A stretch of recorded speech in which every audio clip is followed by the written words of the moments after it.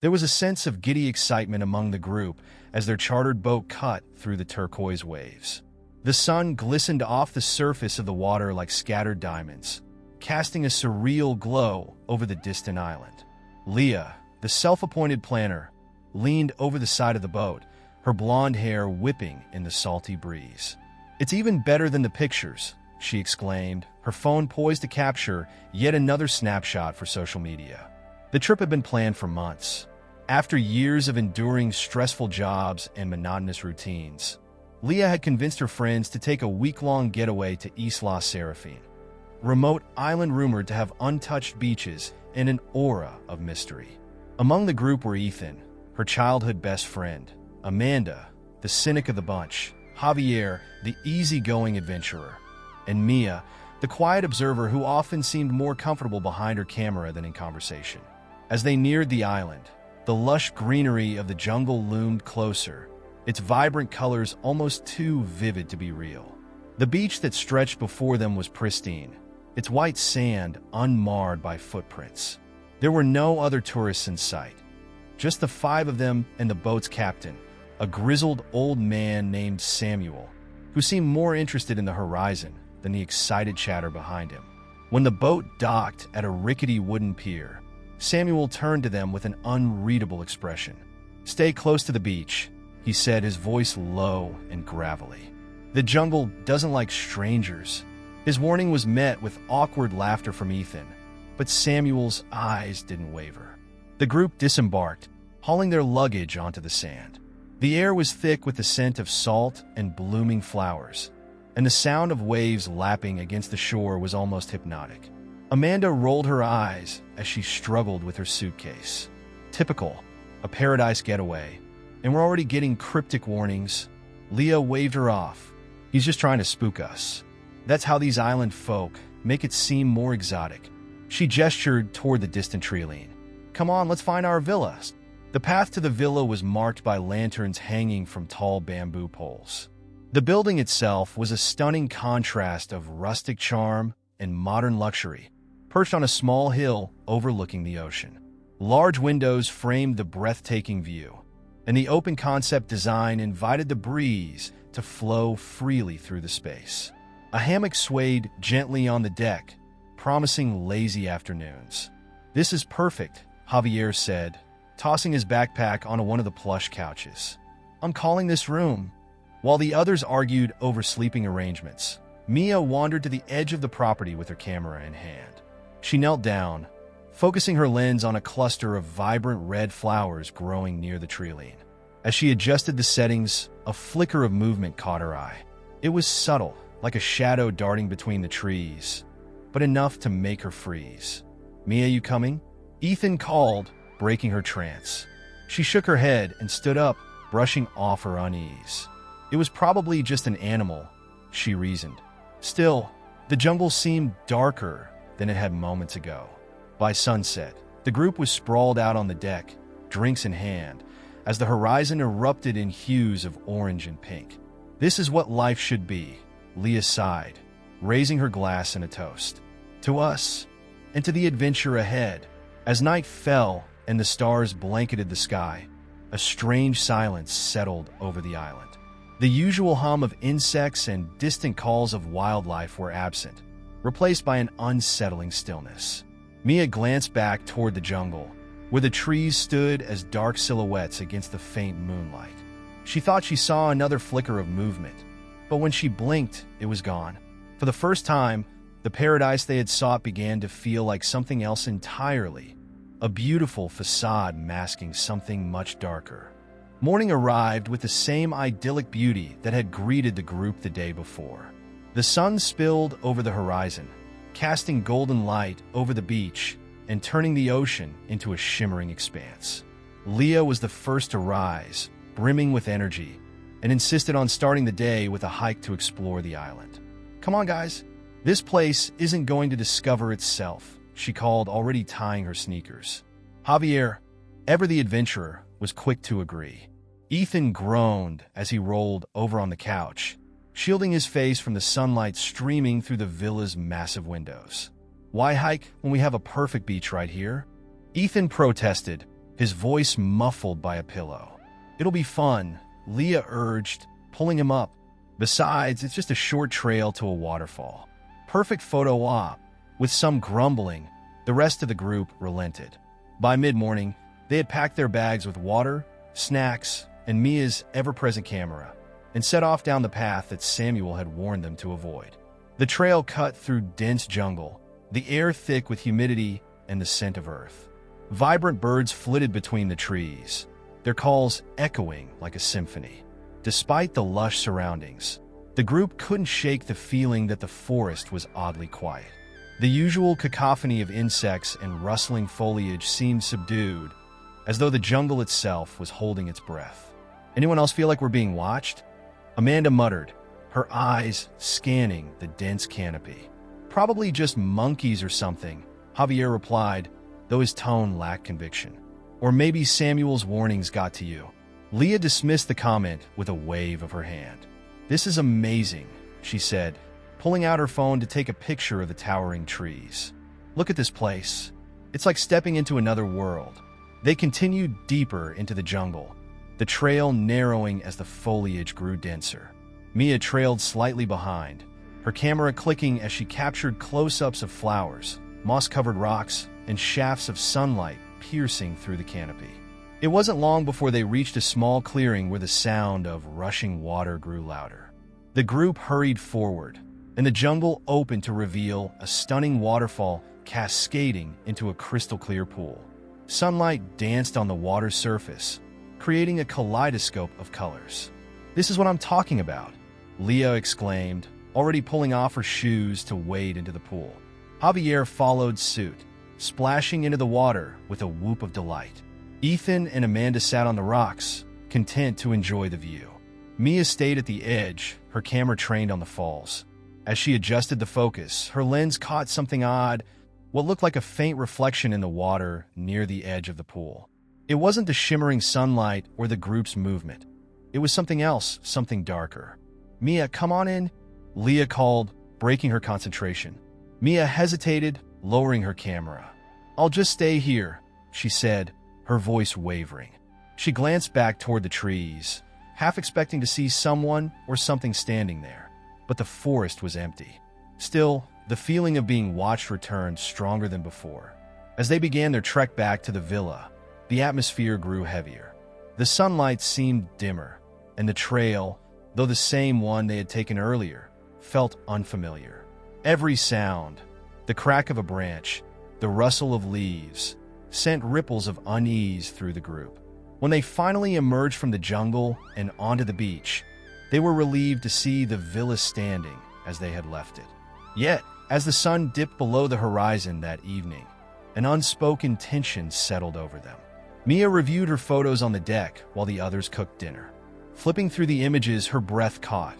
In several shots, there were faint, shadowy shapes in the background, shapes that hadn't been there when she had taken the photos. Her hands trembled as she stared at the screen. "Guys," she called, her voice breaking the silence. "I think something's out there." They gathered around her, their laughter fading as they saw the images. Whatever had followed them wasn't human. The air grew colder as night descended, bringing with it an oppressive stillness that wrapped itself around the villa. The group sat in the living room, their earlier excitement now replaced with unease. The photos Mia had taken were displayed on her laptop, each one more unsettling than the last. The shapes in the background were faint but undeniable, dark, humanoid figures with long limbs that seemed to melt into the shadows of the jungle. "You're sure these weren't people?" Ethan asked, his voice low. Mia shook her head. There was no one else there. And these figures, they're not standing in the open.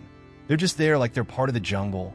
Amanda leaned back in her chair, her arms crossed tightly. "Maybe it's just a trick of the light. Shadows playing off the trees or something. Let's not freak out over nothing." But Leah wasn't convinced. She zoomed in on one of the photos, pointing to a figure near the treeline.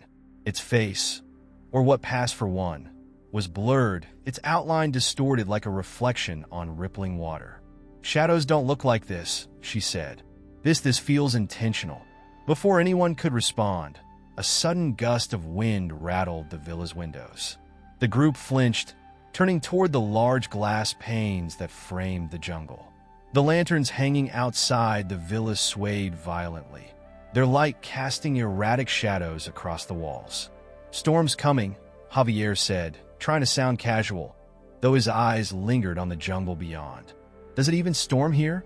Amanda asked, glancing nervously at the windows. The sky was clear all day. No one answered. The wind howled again, carrying with it a faint sound that froze them in place. It was a whisper, soft and fleeting, like a breath against the back of their necks. The words were unintelligible, but the tone was unmistakable. It was calling to them. "What the hell was that?" Ethan whispered, breaking the silence. Leah stood abruptly, her movements sharp with tension. "It's just the wind," she said, her voice betraying her own disbelief. Let's just lock up for the night and get some sleep. We probably spooked ourselves with all this ghost story nonsense." Reluctantly, the group agreed. They locked the doors and windows, drawing the curtains tight to shut out the unsettling darkness. Yet, even as they prepared for bed, the whispers persisted, faint but insistent, like a secret the jungle was desperate to share. Mia stayed awake long after the others had gone to bed, unable to shake the feeling of being watched. She sat by the window in her room, her camera in her lap, staring out at the jungle. The moonlight painted the trees in silver, their branches swaying gently in the breeze. Then she saw it, a figure standing just beyond the tree-line. It was tall and thin, its outline barely distinguishable from the shadows of the trees. It didn't move, didn't flinch, even as the wind tugged at the leaves around it. Her breath caught in her throat, and she instinctively raised her camera, snapping a photo before drawing the curtains shut. Her hands trembled as she reviewed the image. The figure was clearer this time, its body grotesque and elongated, its face nothing more than a hollow void. Mia stumbled back from the laptop, her heart pounding. She wanted to scream, to wake the others, but fear rooted her in place. Outside, the whispers grew louder, more insistent, until they seemed to press against the walls of the villa itself. She finally bolted from her room, clutching the camera tightly. The others were already in the living room, drawn there by the same unrelenting whispers. Their faces were pale, their eyes wide with fear. "I saw it," Mia gasped. "It's out there." No one doubted her now, as the whispers turned into a chorus, filling the villa with an unnatural sound. They realized the truth. The island wasn't a paradise. It was a predator, and they were its prey. The group huddled in the living room, a stark contrast to the carefree tourists they had been just hours before. Shadows from the dim lanterns danced on the walls, amplifying their fear with every flicker. The whispers outside had not ceased, growing louder and more distinct, as though the jungle was alive and closing in around them. "We have to leave," Ethan declared, his voice breaking the tense silence. He was pacing near the door, glancing nervously at the curtained windows. "This place isn't normal. We need to get off this island now." "And go where?" Amanda countered, her tone sharp. "It's the middle of the night. The boats don't run until morning, and even if they did, we'd have to trek through the jungle again." Javier, who had been staring intently at the floor, finally spoke. "Amanda's right. We don't know what's out there, and I'm not risking the jungle in the dark. We stay put, lock everything up, and wait for daylight." Mia, still clutching her camera like a talisman, shook her head. "You didn't see what I saw. That thing wasn't human. It's not just out there. It's hunting us. Waiting isn't going to help."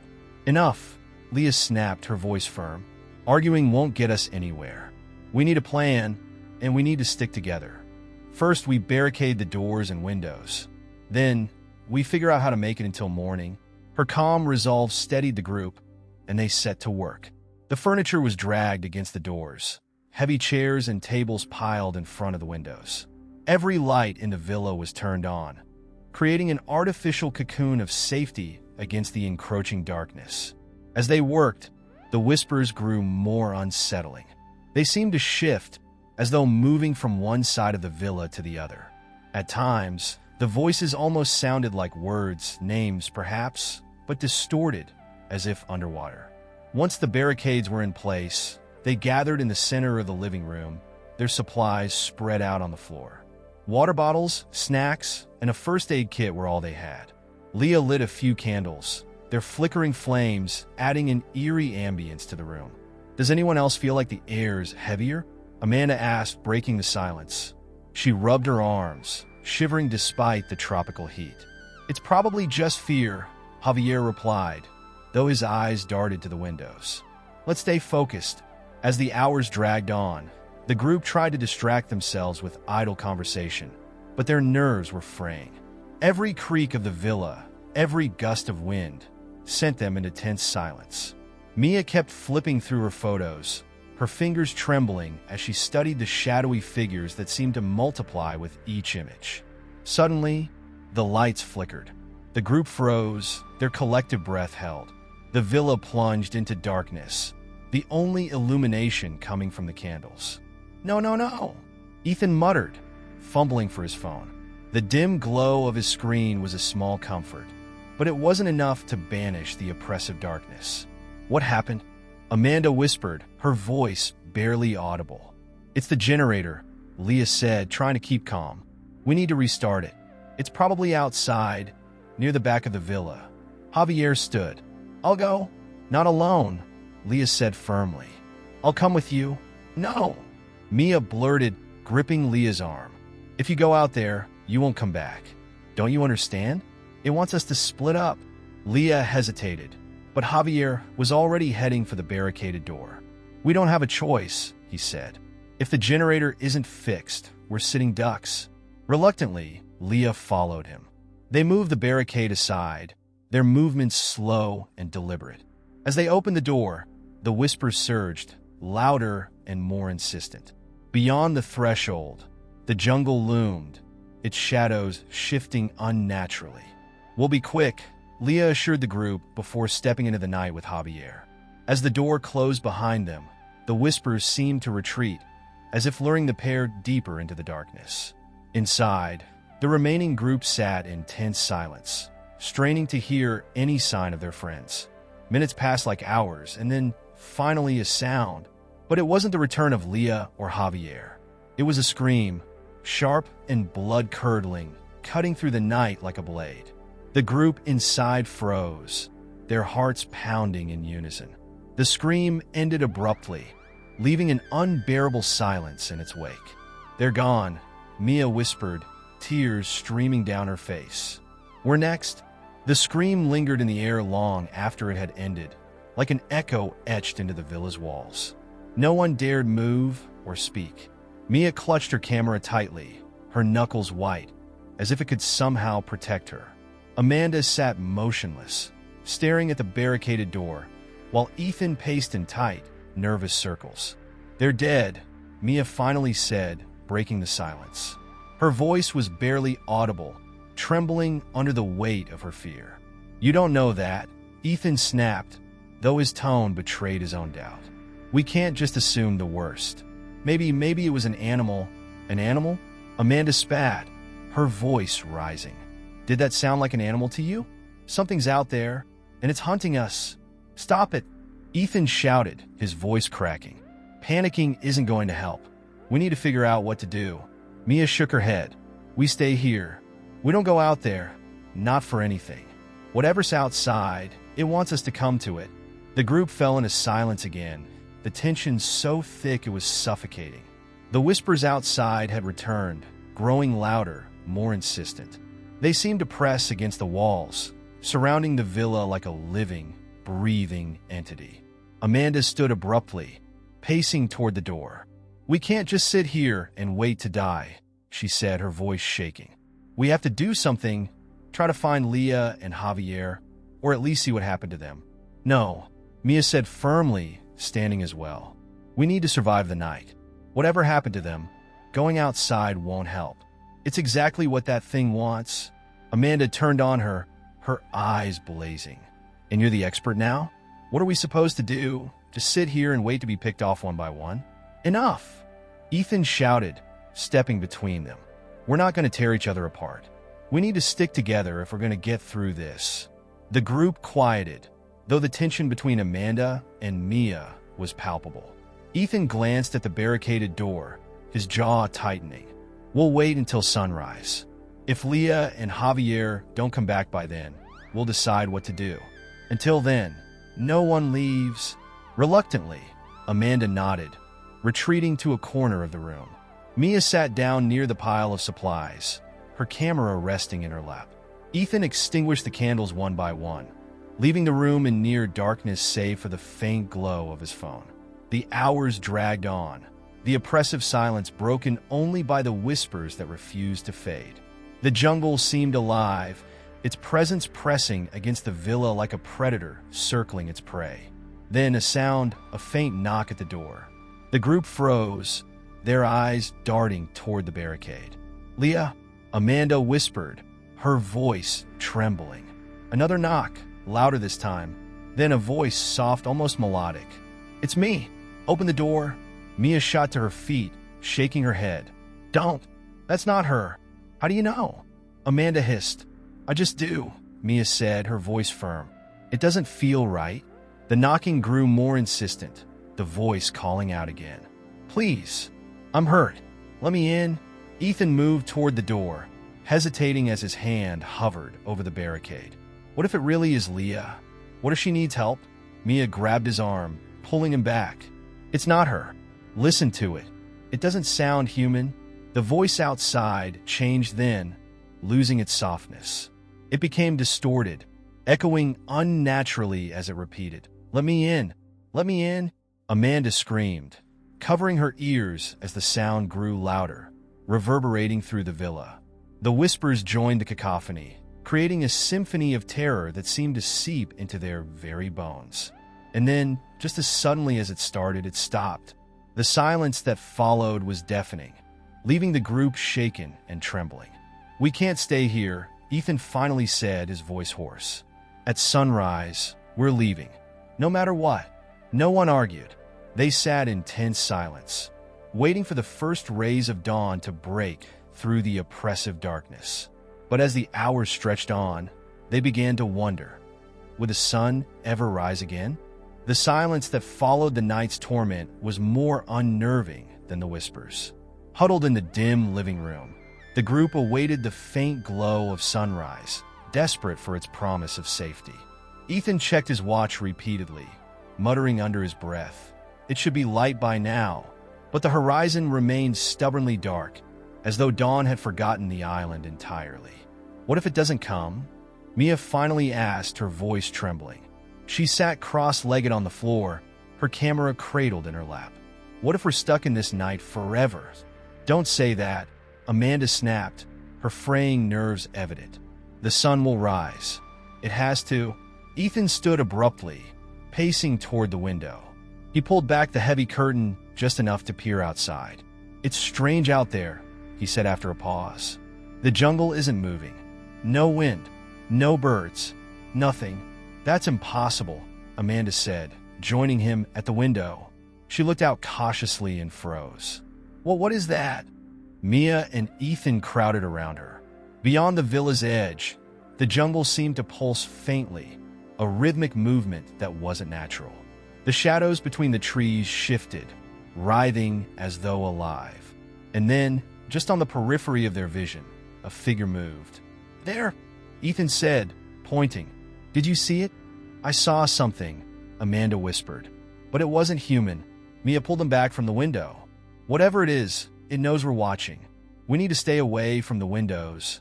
As they retreated, the villa trembled slightly, a deep, resonant vibration that made the floorboards creak. It lasted only a moment, but it was enough to send them all into a panic. "What was that?" Amanda asked, clutching the back of a chair for support. "Maybe the island is shifting?" Ethan suggested weakly. "No," Mia said, shaking her head. "It felt deliberate, like something wanted us to know it's still here." Suddenly, a sound broke through the oppressive stillness. A distant chime, soft and melodic. It repeated in a slow, haunting rhythm, echoing through the villa like the toll of a bell. "Is that music?" Amanda asked, her voice barely above a whisper. "Where's it coming from?" Ethan said, scanning the room. They followed the sound to the far corner of the living room, where Leah's backpack lay abandoned. Ethan unzipped it cautiously and pulled out a phone, its screen cracked but still glowing faintly. An old, looping ringtone played from its speakers. "That's Leah's," Mia said, her eyes wide. "But how?" Before she could finish, the phone's screen flickered and an image appeared, a live video feed. It showed the jungle, dark and foreboding, but the angle suggested it wasn't far from the villa. Then a figure came into view, Javier. He was stumbling, his clothes torn and bloodied, his face pale. He looked directly into the camera, his eyes wide with terror. "Help me," he whispered, his voice faint but desperate. "Oh my God," Amanda said, covering her mouth. "Where is he?" Ethan asked, frantically scanning the screen for clues. The feed cut to static, the ringtone abruptly silencing. The phone screen went black, leaving the group in stunned silence. "He's alive," Mia said, though her voice was uncertain. "We have to find him. Are you insane?" Amanda shot back. "You saw what's out there. If we go into that jungle, we're as good as dead." Ethan held up the phone. "If he's close, we can get him and come right back. We can't just leave him out there." Amanda shook her head furiously. "No, no way. It's a trap. Don't you see? That thing is toying with us." But Ethan had already made up his mind. He grabbed the lantern and a knife from the kitchen, his expression grim. "I'm going. You can stay here if you want. But I'm not leaving Javier to die alone." Mia stood, grabbing her camera. "I'm coming too." Amanda stared at them, her face pale. "You're going to get yourselves killed. We'll be back," Ethan said, though his voice lacked conviction. As they opened the barricaded door, the jungle seemed to inhale, its oppressive silence wrapping around them like a shroud. The whispers returned, faint but persistent, as the door closed behind them. Amanda sat down heavily, her heart racing. She was alone now, left to wait in the oppressive darkness. But as she turned toward the window, something caught her eye, a reflection. Behind her, just beyond the edge of the room, a shadow moved.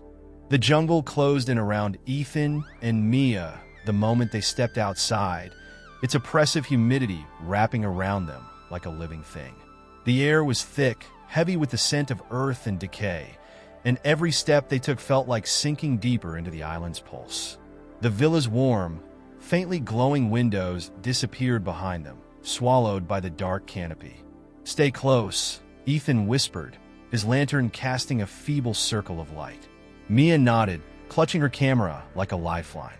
She couldn't shake the feeling that they were being watched by the jungle itself, if not by something lurking within it. The whispers that had haunted the villa seemed louder now, though they blended seamlessly with the rustle of leaves and the occasional snap of a twig underfoot. "How far do you think he is?" Mia asked, her voice barely audible over the ambient noise. Ethan glanced down at Leah's phone, its screen dark now but still clutched in his hand. "No idea. We'll know it when we see it." The faint path they followed seemed to shift and bend unnaturally, leading them deeper into the jungle's heart.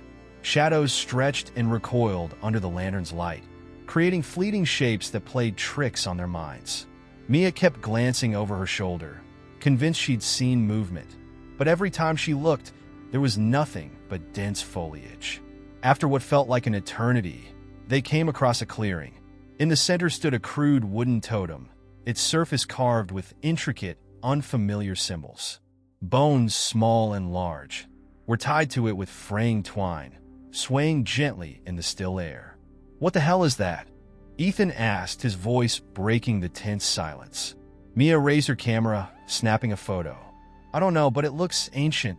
Ethan stepped closer, examining the symbols with a mixture of fascination and unease.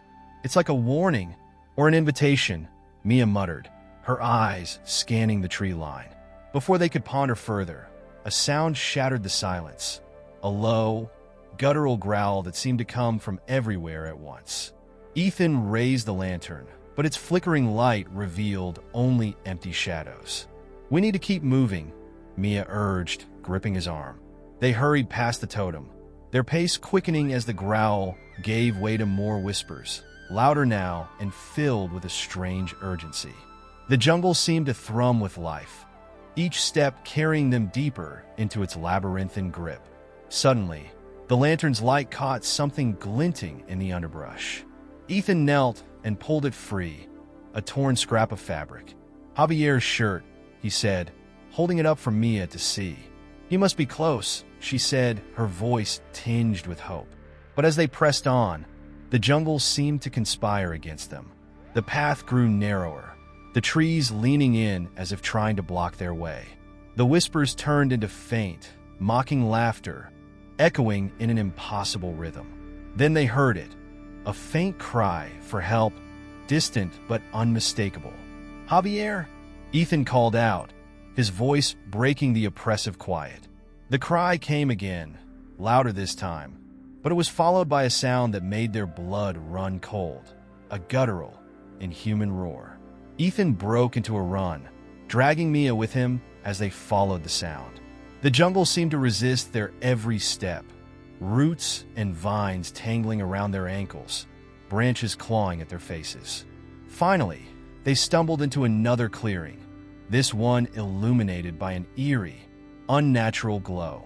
At its center lay Javier, sprawled on the ground and barely conscious. His shirt was torn, his body covered in scratches and bruises. "Javier!" Ethan shouted, rushing to his side. Javier's eyes fluttered open, his gaze wild and unfocused. "It won't let us leave," he rasped. "It's everywhere." Before Ethan could respond, the jungle erupted in chaos. Shadows poured into the clearing, twisting and writhing like living smoke. The roar they'd heard earlier filled the air, deafening and primal. Mia screamed, raising her camera and snapping pictures frantically as the shadows closed in. Ethan grabbed Javier, trying to pull him to his feet, but the injured man collapsed under his weight.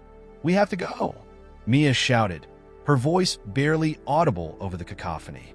Ethan hesitated, torn between leaving Javier and risking all their lives. But before he could decide, the shadows surged forward, forcing them to retreat. They stumbled back toward the path, the glowing clearing fading behind them. The jungle swallowed the sound of their footsteps, leaving only the whispers and the faint echo of Javier's cries. When they finally broke through the dense foliage and saw the villa's faint outline, they collapsed in relief. But as they looked back toward the jungle, the oppressive darkness seemed to watch them, silent and unyielding. "We left him," Mia said, her voice hollow. Ethan didn't respond. He couldn't. The only thing he could think about was the jungle's final, chilling whisper as they fled. "You'll be next?" Back in the villa, the atmosphere had shifted. The cozy glow of its lights now felt artificial, a fragile barrier against the encroaching darkness of the jungle. Ethan and Mia burst into the living room, breathless and disheveled. Leah and Greg, who had been seated on the couch in tense silence, jumped to their feet at the sight of them. "Where's Javier?" Leah demanded, her eyes wide with panic. Ethan hesitated, glancing at Mia, who was clutching her camera tightly. We found him," Ethan began, his voice trembling. "But he's still out there. Something's keeping him." "What do you mean, keeping him?" Greg asked, his tone laced with disbelief. "You left him? Alone?" "We didn't have a choice," Mia snapped, pacing the room. "The jungle, it's alive, or something is out there. Shadows, voices, it's not normal. He was hurt, and we couldn't." She broke off, her words failing her. Leah turned to Ethan, her expression a mixture of anger and fear. "You should have brought him back. We don't leave each other behind." Ethan ran a hand through his hair, frustration etched into his face. "I tried. You think I wanted to leave him? You didn't see what we saw. You wouldn't understand." The room fell into a heavy silence, the unspoken tension crackling like static. Outside, the jungle loomed, its whispers faint but ever-present, scratching at the edges of their consciousness. Greg finally broke the silence, his voice low but steady. "We have to go back for him. We can't just sit here." "No," Mia said firmly, shaking her head. "Not without a plan. If we just wander out there, we'll end up like him, or worse." "Worse?" Leah repeated, her voice rising. "What could be worse than abandoning someone? Dying?" Mia shot back, her eyes flashing. Or worse than that, being taken by whatever's out there. Leah recoiled as if struck, but before she could respond, the lights flickered. The group froze, their eyes darting to the chandelier overhead. The soft hum of electricity stuttered, leaving them in a momentary, suffocating darkness before the lights blinked back on. "That's it," Greg said, his voice tight. "This place isn't safe. We need to leave. Now." "And go where?" Mia asked. "The boats are gone, remember? The radio's dead. We're stranded here." Ethan stepped forward, his jaw set. "If we're going to survive, we need to figure out what we're dealing with.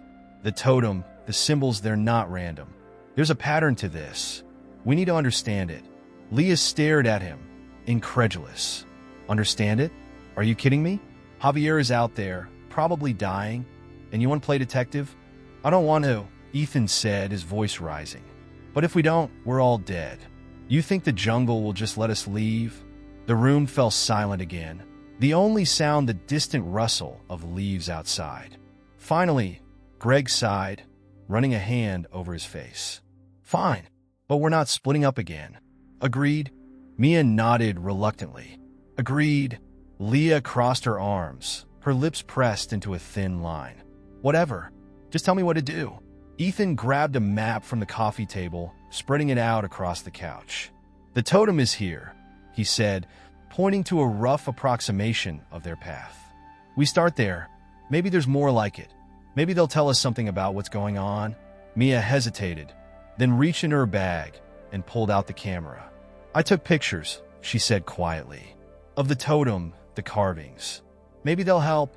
As the group huddled around the camera, the jungle seemed to press closer, its whispers growing louder, as if taunting them. The light flickered again, casting eerie shadows across their faces. And then, just as they began scrolling through the photos, the last picture stopped them cold. It was a blurry shot of the clearing, the totem standing ominously in the center. But behind it, barely visible in the shadows, was a figure, tall, humanoid, with glowing eyes that seemed to stare directly at the lens. The group exchanged horrified glances. Whatever was on the island wasn't just watching them, it was waiting. The villa felt smaller now, as if the walls had shrunk overnight. The air inside was heavy, the tension palpable as the group tried to make sense of the photograph. Leah paced back and forth, her arms crossed tightly across her chest, while Greg and Ethan studied the image on the camera's small screen. Mia sat at the edge of the couch, staring into the middle distance as if lost in thought. "That thing," Leah said finally, her voice sharp and shaking. "It was watching us. The whole time. We didn't even know." Greg looked up, his face pale but determined. "We need to figure out what it is. If it's connected to the totem, maybe there's a way to stop it." "Stop it?"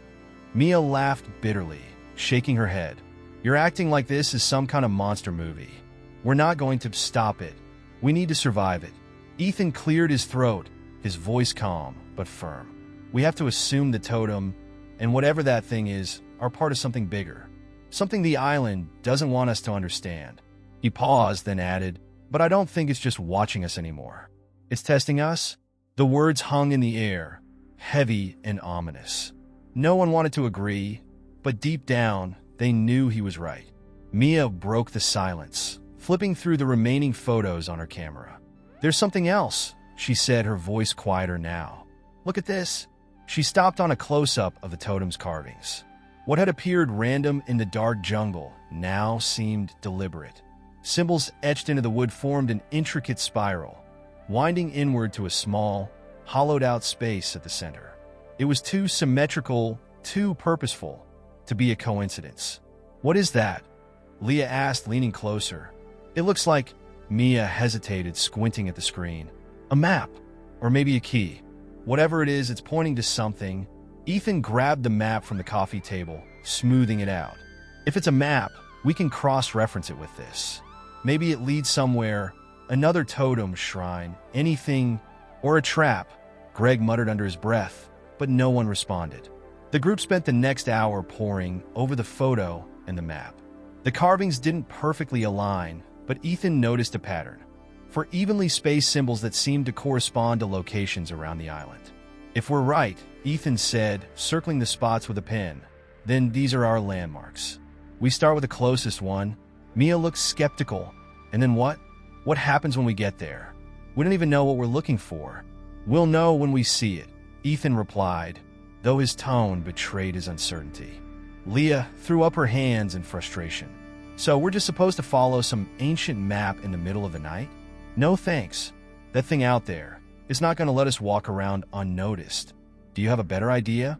Greg asked, his voice rising. The room fell silent again. The jungle outside seemed to hum with energy, its whispers growing louder as the group argued.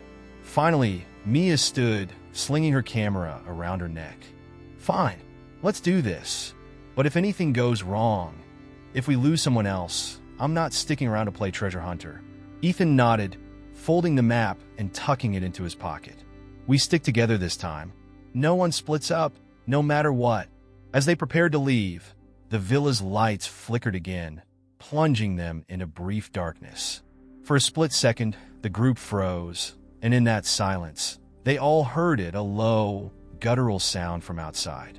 Not quite human, not quite animal. Leah swallowed hard, her voice barely above a whisper. We're not alone. Greg grabbed a flashlight, clicking it on with trembling hands. Then we'd better move. Fast. With the photograph as their guide and dread gnawing at their resolve, the group stepped out into the night, the jungle swallowing them whole. Whatever lay ahead, they knew one thing for certain. The island was alive, and it had plans for them. The dense jungle swallowed them whole as they ventured farther from the villa, the oppressive darkness surrounding them like a living, breathing entity. The air was thick and humid, making each breath feel like a struggle. The sound of their footsteps on the soft earth was muffled, replaced by the ever-present hum of the jungle, which seemed to be growing louder with every passing second. Ethan led the way, his flashlight cutting through the dark like a fragile lifeline. Behind him, Mia, Leah, and Greg followed closely, each of them scanning their surroundings with a mix of fear and anticipation. There was no turning back now. Not after the photograph, not after everything they had seen. They had to find the next symbol, the next clue, and hope it would lead them to some kind of answers. I still don't get it, Leah muttered, her voice low. What is this place? Why would anyone build something like this on an island? And why is it trying to keep us here? Mia glanced over at her, her eyes reflecting the same mix of confusion and fear. I don't know, but we're not going to get answers just standing around and asking questions. We have to keep moving. As they pressed forward, the jungle seemed to tighten around them. The trees grew taller, their branches twisting in unnatural shapes, and the underbrush thickened, making every step feel like an effort. The path was barely visible, a faint trail carved by time and the occasional animal. There were no signs of human activity, no roads, no buildings, not even remnants of old campsites. Just the endless, oppressive wilderness. Minutes stretched into what felt like hours as they trudged forward. The map Ethan had clutched earlier seemed useless now, the landmarks blurry and unclear in the dark. The symbols on the photo, though they had made sense when they were back at the villa, felt more like riddles now, teasing them with their mystery. Was the next symbol supposed to be nearby? Were they close? Or had they somehow missed it? I think we're lost, Greg said, his voice tinged with frustration. We should have turned back by now. Ethan didn't respond immediately. He was too focused on the strange pull he felt in his chest, the sense that the jungle was guiding him, leading him deeper into its heart. It was unsettling, almost like an instinct, but not quite. He had felt it when they were still at the villa, and now it was stronger, more pressing. Whatever was out there, whatever force was driving them forward, wasn't human. We're not lost, Ethan said finally, his voice firm. We're being led somewhere. Mia's eyes narrowed, but she said nothing. She had felt it too. There was something about the jungle that was different, something that didn't belong. Another hour passed, and just as their patience was running thin, Ethan stopped. His flashlight beam landed on a cluster of large rocks, each one etched with strange, weathered symbols. The carvings were unmistakable, the same kind that had adorned the totem. This was the place. This is it, Ethan said, breathless. The group crowded around him, their eyes scanning the stones, their minds racing to piece together what they were seeing. The symbols were more intricate than the ones they had seen before, their lines overlapping and twisting in impossible patterns. They seemed to tell a story, but one that was indecipherable to the group. Leah reached out, running her fingers over one of the carvings, and immediately recoiled as if burned. "It's cold," she whispered, her voice shaky. "Cold?" Greg asked, stepping closer. Leah nodded, her hands still hovering in the air. "Like ice. I don't know how else to explain it." Ethan stepped forward, his mind racing. If the carvings on the totem had been a map, then these stones were something more, something older. But what? And why here? Suddenly, the ground beneath them shifted, the earth groaning in a low, eerie rumble. The group froze, fear washing over them in waves. The jungle seemed to hold its breath as the rumbling intensified. "What is that?" Mia whispered, her eyes wide with terror. Before anyone could answer, the jungle erupted into a cacophony of sound. The birds, the insects, everything that had been silent moments before, now screamed in a wild frenzy. The ground shook again, and the group staggered, trying to keep their balance as the air around them grew thick with tension.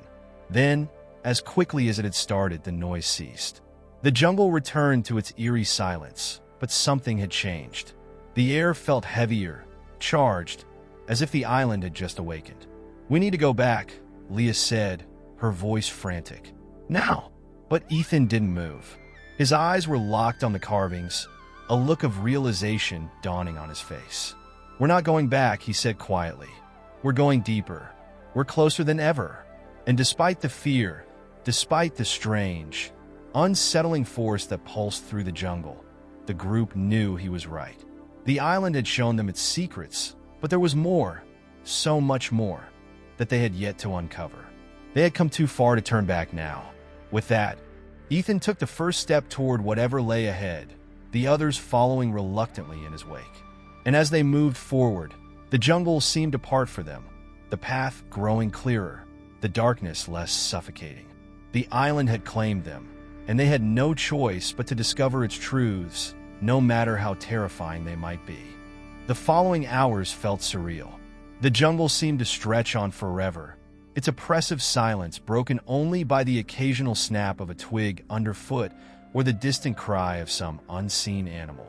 As they ventured deeper, the trees grew taller and more twisted, their gnarled branches creating an impenetrable canopy overhead. The sunlight that filtered through was weak and yellowed, casting long shadows on the jungle floor. There was something ancient about this place, as though the island had forgotten time itself. Ethan led the way, his eyes scanning the underbrush for any signs of movement. His pulse raced, a combination of excitement and dread building within him.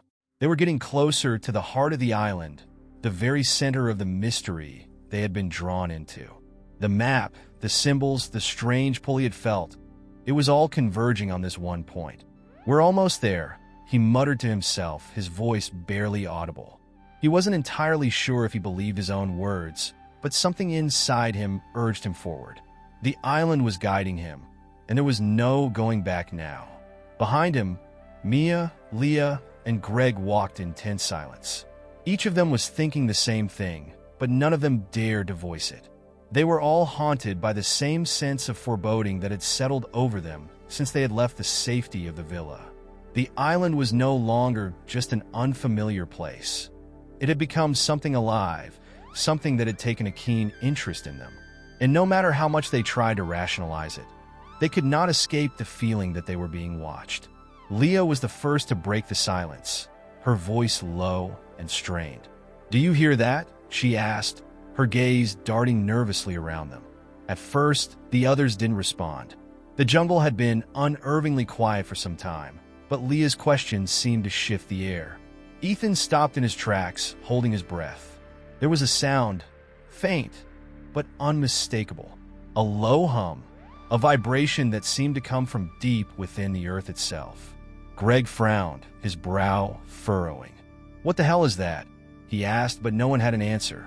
The sound wasn't quite a rumble, but it was definitely there, resonating in the air like some hidden machinery beneath the surface. Just keep moving, Ethan urged, his voice tight. We're close.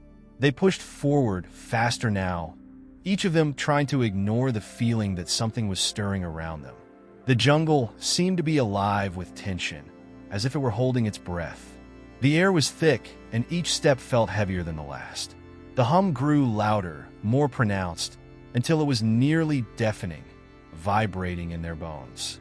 And then, without warning, the jungle opened up. The dense undergrowth parted, revealing a clearing bathed in an unnatural light. The trees at the edge of the clearing were twisted and bent, as though they had been shaped by some unseen force, their branches clawing at the sky. In the center of the clearing stood an enormous stone structure, ancient and weathered by time. The carvings on its surface were the same symbols they had seen on the totem, only these were larger, more intricate, and they seemed to glow faintly in the dim light. This is it, Ethan breathed, his voice barely a whisper. The others gathered around him, their eyes wide with awe and fear. The structure was unlike anything they had ever seen before. It was not just a monument, it was something alive, something that had been waiting for them. The air in the clearing felt charged, as if the very stones themselves were pulsing with energy. Mia stepped forward, her hand trembling as she reached out to touch one of the carvings. The moment her fingers made contact, a jolt of energy shot through her body, and she recoiled with a gasp. The hum in the air intensified, and the ground beneath them trembled slightly. What the hell was that? Greg demanded, stepping back. I don't know, Mia said, her voice shaky. It's like the island is reacting to us. Ethan's gaze was fixed on the structure. The symbols were more than just a map or a guide. They were a warning, a key to unlocking something far older, far more powerful than they could have imagined. And now that they had found it, they couldn't turn back. The island had claimed them, and they were standing at the threshold of whatever dark secret it had been hiding. We need to go inside, Ethan said, his voice firm. Leah shook her head, her fear growing. Are you out of your mind? We don't know what's in there. What if we're unleashing something we can't control? We don't have a choice, Ethan replied, his voice unyielding. We've come this far. We have to finish it. Despite their hesitation, the group followed Ethan toward the entrance of the stone structure. The air felt even heavier as they crossed the threshold, the faint glow of the carvings now illuminating the dark interior. The walls inside were lined with more symbols, and the further they walked, the more oppressive the atmosphere became. At the far end of the structure, a massive stone altar stood, its surface covered in dust and age. In the center of the altar, something glinted faintly in the dim light. It was the final piece of the puzzle.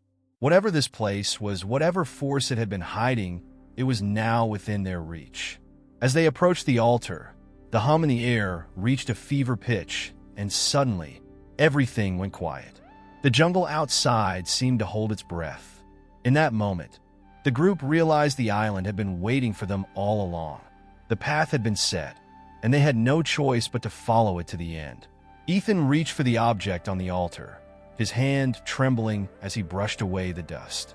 When he finally touched it, a surge of energy shot through him, and the world around them seemed to shift. The island had shown them its secret. But at what cost? The moment Ethan's fingers brushed the object on the altar, the world seemed to freeze. The hum that had been echoing throughout the stone structure reached a crescendo, vibrating in Ethan's chest as though it were coming from deep within his own bones. The sensation was overwhelming, suffocating even. The walls seemed to close in, and for a brief instant, Ethan thought he might collapse under the sheer weight of the energy that surged through him. His heart pounded in his ears, and a wave of dizziness swept over him. The air in the structure grew colder, thick with an unnatural chill that clawed at their skin. He tried to pull his hand away, but it was as though the object, no, the island itself, had a hold on him. It wasn't just the object that pulsed with power now. The very ground beneath them seemed to hum with an ancient, primal energy, as if the island itself was alive. Mia's voice broke through the haze. Ethan, let go of it! Her tone was frantic, but Ethan couldn't move. His body was frozen, caught in the thrall of whatever force had been awakened by his touch. Leah and Greg, too, seemed paralyzed by the sudden surge of power. They stood motionless, their eyes wide with terror, unsure of what was happening, but instinctively understanding that they were witnessing something far beyond their comprehension. There was a feeling in the air now, a presence, something that hadn't been there before, but was undeniably real. It was as though the island, once indifferent to their presence, had become sentient, aware of their intrusion. Ethan's vision blurred, the edges of the room warping as though the structure itself was folding in on him. He felt himself being drawn deeper into something vast, ancient, and unknowable. A flood of images crashed into his mind, symbols, faces, and places that he didn't recognize but somehow felt familiar. The island's history was flashing before his eyes, and with it, the realization of the island's true nature began to settle in. It was not merely a place of beauty or paradise. It was a prison, a containment for something far darker and more dangerous than they could possibly understand. Suddenly, a voice, low and guttural, whispered through the darkness.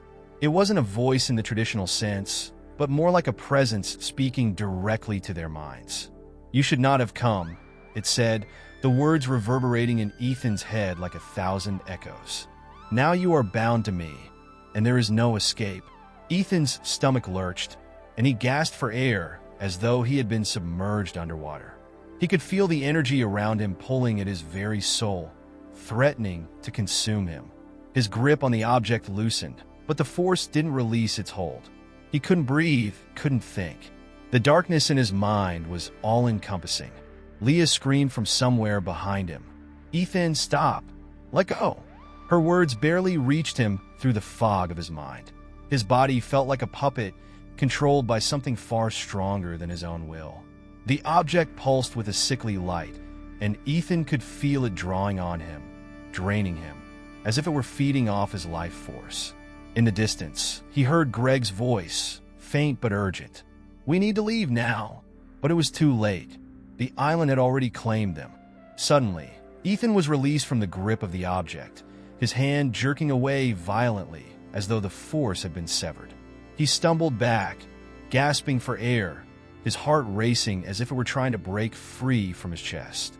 His legs gave way, and he collapsed onto the cold stone floor, unable to comprehend what had just happened. The others were in similar states of shock, their faces pale, eyes wide with terror. None of them could speak for a moment, the weight of the experience pressing down on them, suffocating them. Leah was the first to break the silence, her voice shaky but filled with urgency. "We need to get out of here. Whatever that was, we've unleashed something." Ethan tried to shake off the lingering dizziness, his mind racing to process the events that had just unfolded. "The island, it's alive, and it doesn't want us here." Greg's hands trembled as he reached for his backpack, fumbling for a flashlight. "We can't just leave.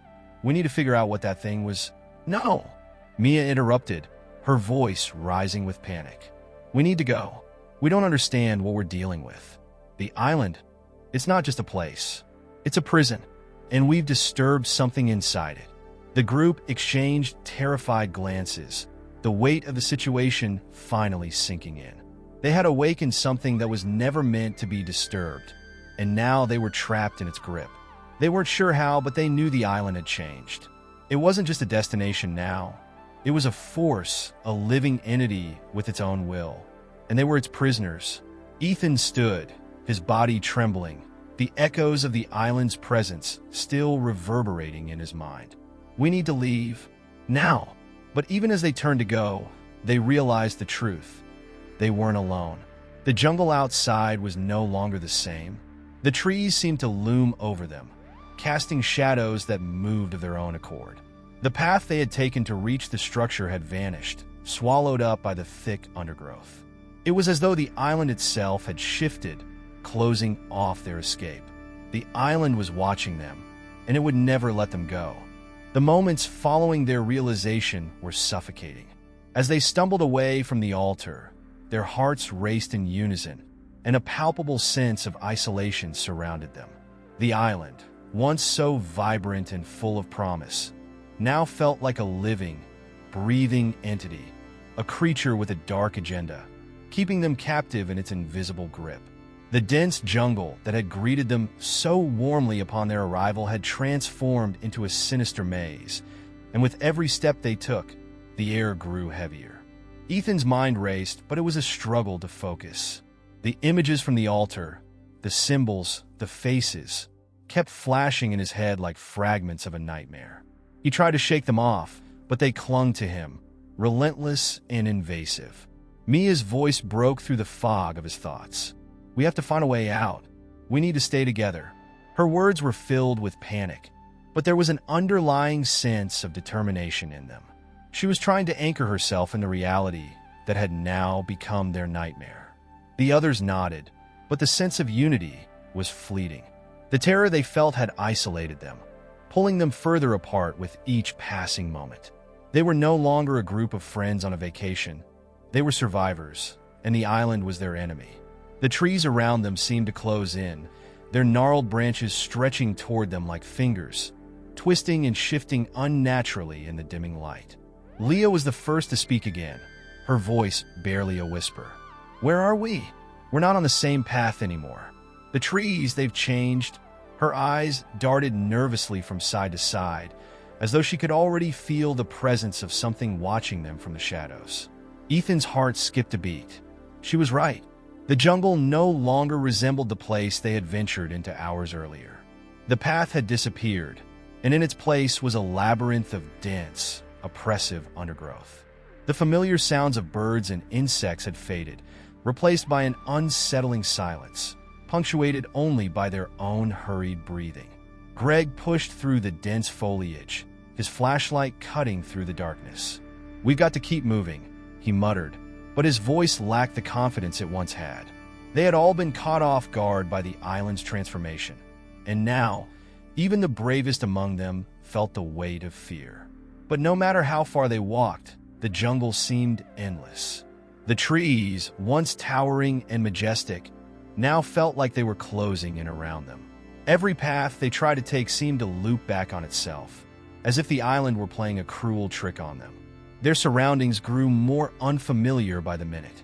The air was thick with moisture, clinging to their skin, and every so often, a strange rustling sound would echo from the darkness, sending shivers down their spines. The sensation of being watched was overwhelming. It wasn't just the rustling in the trees. It was deeper, more primal. Ethan could feel it, a constant pressure on the back of his neck. Something or someone was out there, and it was waiting. They tried to speak, to strategize, but the words felt hollow. How could they plan an escape when the very land beneath their feet seemed to conspire against them? The island was no longer a place to be explored. It was a predator, and they were the prey. The realization hit them with crushing force. They were trapped, and there was no escape. Mia, her voice breaking with desperation, spoke again. "What if it's not just the island? What if it's something else? Something that was locked away?" The question hung in the air, too heavy to ignore. Ethan felt a chill crawl up his spine. He didn't want to acknowledge the possibility, but deep down, he knew she was right. The object on the altar wasn't just a relic. It was a key that had unlocked something dark, something ancient. And now it was awake. Greg's face paled as the words sank in. "You think whatever it is, it's following us? Hunting us?" Leah nodded grimly. "It's not just the island that's changed. It's us too. We disturbed something. Something that shouldn't be disturbed." The group fell silent as the weight of Leah's words settled over them. They had awakened something that had been lying dormant for centuries. The island's secrets were no longer just myths. They were a terrifying reality. And they were no longer just vacationers. They were intruders, cursed by their own curiosity. Ethan swallowed hard, trying to keep his composure. "We need to keep moving," he said, though the conviction in his voice barely masked the fear. He didn't know where they were going or what they would find, but he knew one thing. They couldn't stop. Not now. Not when they were so deep in the island's grip. The jungle around them seemed to shift again, and a low, distant sound echoed through the trees. It was faint, but unmistakable. The sound of something moving through the underbrush, just out of sight. And then, in the distance, the faintest glimmer of light caught their attention. It was not the warm glow of the setting sun, but something else, something unnatural, too bright, too steady. It beckoned them. Without a word, they started moving toward the light, the last shred of hope pulling them forward. They had no idea what awaited them, but it was the only direction left. The island had them in its grasp, but they were not ready to surrender. Not yet. Little did they know, the light they were heading toward was not salvation. It was the island's next trap, and they were walking right into it. As they trudged toward the glowing light, a quiet desperation gripped their hearts. The darkness seemed to grow heavier with every step they took, its weight pressing down on their shoulders, stifling their breath. Yet, the light ahead promised something different, something that could be their salvation. It flickered with an unnatural steadiness, as though it were waiting for them to find it, guiding them deeper into the jungle's heart. Ethan led the group, his flashlight now useless against the eerie glow that seemed to emanate from some unseen source. The others followed, each of them caught in a strange mix of hope and fear. The chill in the air had become unbearable, but the closer they drew to the light, the warmer the atmosphere felt. It was almost as if the island was luring them with false comfort, baiting them with a false promise of safety. Leah, ever the skeptic, slowed her pace, her eyes scanning the darkness around them. "This doesn't feel right," she muttered, her voice tense. "No light should be out here, not like that. There's no reason for it to be so steady." But none of them could deny the pull it had on them. It was undeniable, like a force that they couldn't ignore. They kept walking, despite the nagging voice of doubt in their minds. The island, with its hidden dangers and twisting paths, had already proven its power. They had no choice but to follow the light, hoping it would lead them to some semblance of safety. The terrain beneath their feet grew uneven as they advanced. The ground, once soft and forgiving, had become treacherous, as if the island itself was trying to prevent them from reaching their goal. Roots jutted out from the earth, and uneven rocks tripped them up. Each step felt like an obstacle, as though the island was testing their resolve, forcing them to prove their worthiness before granting them what they sought. At one point, Mia stumbled, her foot catching on a hidden root. Greg caught her arm before she could fall, his grip tight. "Are you all right?" he asked, his voice laced with concern. Mia nodded, though her face betrayed her unease. "Yeah, just tired," she whispered, but the words felt hollow. How could anyone not be tired after the events that had already unfolded? They had no idea how long they had been walking or how much farther they needed to go, but the urgency in their steps was undeniable. The light, so close now, had to lead to something, anything. Suddenly, as if in response to their collective tension, the jungle grew quiet. The usual sounds of rustling leaves and distant animal calls fell away, replaced by a suffocating silence. The air felt thick, almost viscous, as though it had become something alive, something that watched them with malevolent intent. Even the breeze, which had been gentle and soothing earlier, seemed to stop entirely. It was then that the light began to shift. At first, it was subtle, like a breath of wind stirring the glow. But then the light pulsed, once, twice, before it intensified, growing brighter than before. The glow was not warm anymore. It was cold, a harsh white that stung their eyes. Ethan raised a hand to shield his face, but it didn't help. The light seemed to penetrate him, seeping into his skin, his thoughts, like something alive. "Stop!" Greg's voice broke through the disorienting haze of light. "Don't move forward anymore." But it was too late. Without warning, the ground beneath them trembled. A low rumble reverberated through the earth, and the trees around them groaned, as though the island itself was in pain. The light flared one final time before it exploded outward in a blinding flash, engulfing everything in its path. When the light receded, leaving only a lingering afterimage in their eyes, they were no longer where they had been. The jungle was gone. In its place was a desolate, barren landscape, a place that seemed to exist outside of time. The ground was cracked, dry, and lifeless, with jagged stones scattered haphazardly across the vast expanse.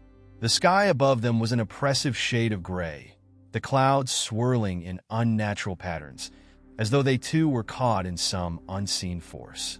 Panic surged through Ethan's veins as he spun around to face his friends.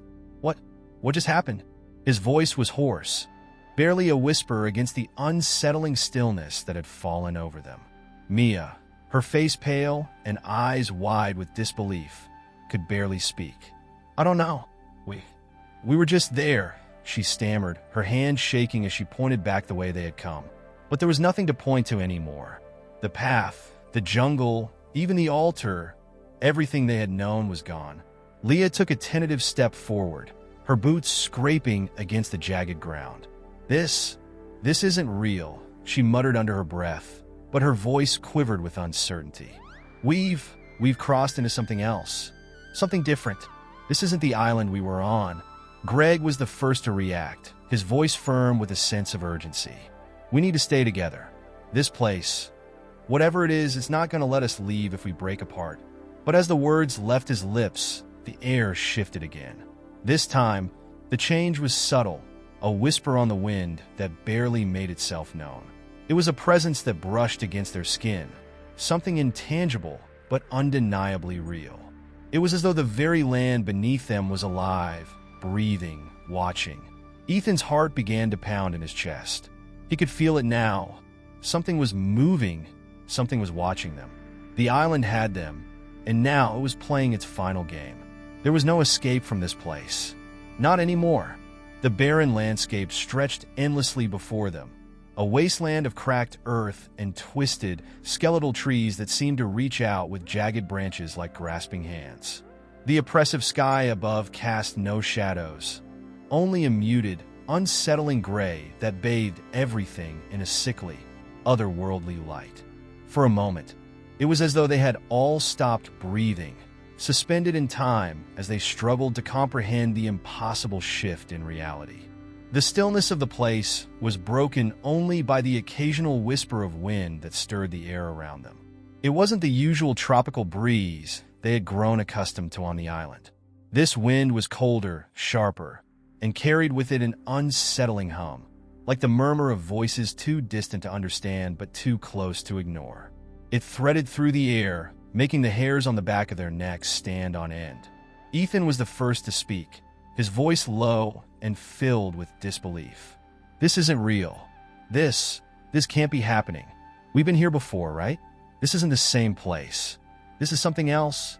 Leah, ever the skeptic, clutched her arms around her body in a futile attempt to ward off the coldness that seemed to seep into her bones. She shook her head, her eyes wide and unfocused. "I don't know anymore," she muttered, voice trembling. "I don't know if any of this is real." The skepticism that had once defined her approach to everything had faltered, replaced by a creeping fear that there was no logical explanation for what they were experiencing. Mia took a tentative step forward, her foot crunching on the dry ground beneath her. "We need to find a way out," she said, her voice barely above a whisper, as if speaking too loudly might attract whatever force had brought them to this place. "There has to be something here, something that can help us." But Greg, who had remained silent up until now, spoke with an unnerving certainty. I think the island itself is alive," he said, his eyes scanning the desolation. "This place, whatever it is trying to keep us here. It's playing with us? It's watching us?" The others fell silent, the weight of his words hanging in the air like a suffocating fog. For a moment, no one spoke, and the only sound was the distant, unsettling hum of the wind. Then, without warning, the whispers grew louder.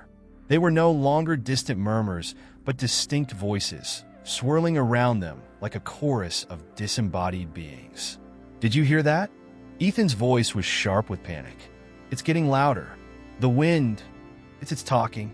Leah's eyes darted around, searching for the source of the voices. No way," she said, shaking her head, trying to dismiss the growing dread inside her. "It's just the wind. It's just the wind. There's no one else here." But even as she said the words, she couldn't shake the feeling that she wasn't alone. The wind howled, a harsh, piercing sound that echoed through the empty landscape. Then, as suddenly as it had started, the voices stopped. A heavy silence followed, thick and suffocating. The tension in the air was palpable, and for a moment, it seemed like the very land was holding its breath, waiting for something to happen. And then, as if responding to their fear, the ground trembled once more. This time, it wasn't the faint rumbling they had felt before. It was stronger, more pronounced, as though the earth itself was alive, pulsing with a heartbeat that matched their own. The sky above darkened further, as if the clouds were thickening, drawing in, and the temperature dropped even more, a biting cold that cut through their clothes. "Where do we go?" Mia asked, her voice barely audible above the trembling of the earth beneath them. Her eyes searched the barren horizon, but there was nothing but the desolation that surrounded them. "We can't stay here," Greg said, his tone grim. "We need to move. We need to find something." But as they began to take tentative steps forward, the ground shifted again, this time with more force. The earth cracked open, revealing deep fissures that seemed to stretch into an endless abyss. The cracks spread quickly, and the sound of breaking earth filled the air, drowning out the wind for a moment. Then, from within the cracks, something else began to emerge. At first, it was nothing more than a faint glow, a sickly greenish light that flickered and pulsed from the depths of the fissures. But then, the light grew stronger, more intense, as if it was rising from the very core of the earth itself. And with it came the unmistakable sound of whispers, no longer faint, no longer distant, but clear and distinct. "You shouldn't have come," the voice said, a low, guttural tone that reverberated through their bones. "You are not welcome here." The words sent a shock of cold terror through Ethan. He turned to the others, his face pale. "Did you hear that? It's talking to us?" Leah's eyes were wide with horror. "This place, this island, it's alive. And it's angry." The ground trembled again, more violently this time. The fissures widened, and from the darkness below, shapes began to rise. They were not human, at least not entirely. Shadows twisted and contorted, forming grotesque, almost human-like shapes, their faces obscured by darkness, their movements jerky and unnatural. They reached out toward the group, their fingers long and thin, like claws. "Run!" Greg shouted, but it was too late. The figures surged forward, faster than they could react. Panic surged through Ethan's veins as he turned to flee, but the land around them seemed to shift and bend, twisting the path in impossible directions. There was no escape. The whispers, the voices, the figures, they were all closing in, and the island had them trapped in its grip. The wind howled again, louder this time, almost like a scream, and they realized too late that the island had been waiting for them. The whispers had always been there, calling them, drawing them closer to the inevitable end. This wasn't a place that would let them leave. This was a place where the lost stayed forever. As the figures emerged from the cracks in the earth, their grotesque forms twisted and writhed like something pulled from the darkest corners of a nightmare. Ethan could feel his pulse hammering in his ears, the sheer terror of the situation blurring his thoughts and clouding his judgment. The air around him grew thick, almost suffocating, as if the island itself were pressing down, tightening its grip on them. It was as though time itself had stopped, leaving them suspended in a moment of pure horror that seemed to stretch endlessly. Greg was the first to react. Without a word, he turned and ran, his feet pounding against the cracked ground. The others followed, their instincts to survive overpowering the crushing weight of fear that paralyzed them.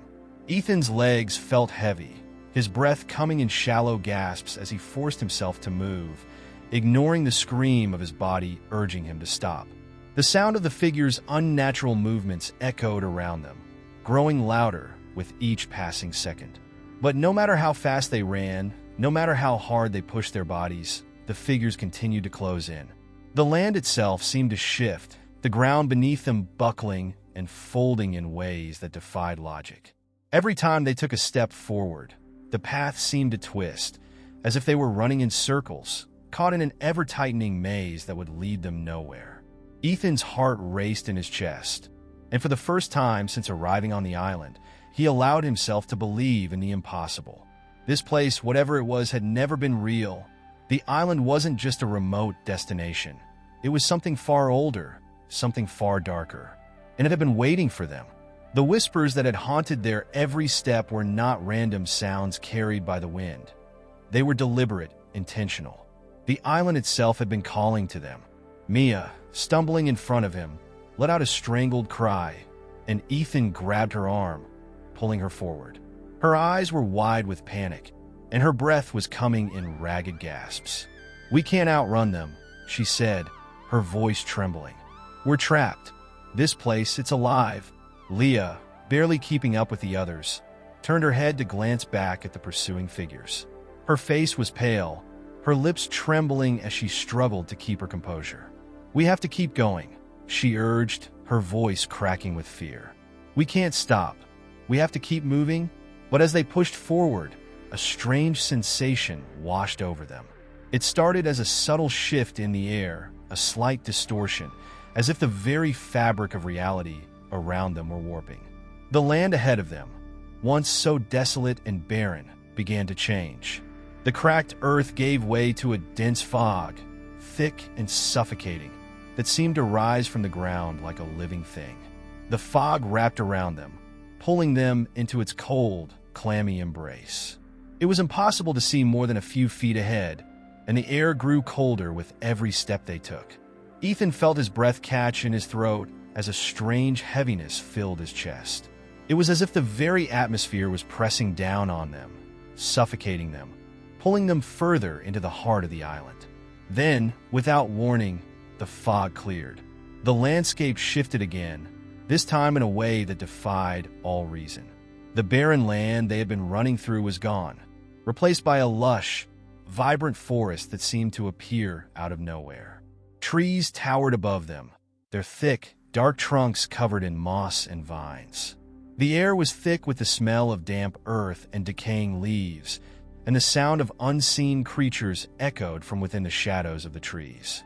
For a moment, Ethan was paralyzed, unsure if he had hallucinated the sudden change in scenery or if they had somehow crossed into a different dimension. His mind raced to catch up with what was happening, but the constant rush of adrenaline left him with little room for reason. He could hear the others murmuring in disbelief, their voices soft, uncertain. The forest seemed to stretch endlessly in every direction, a labyrinth of trees and shadows.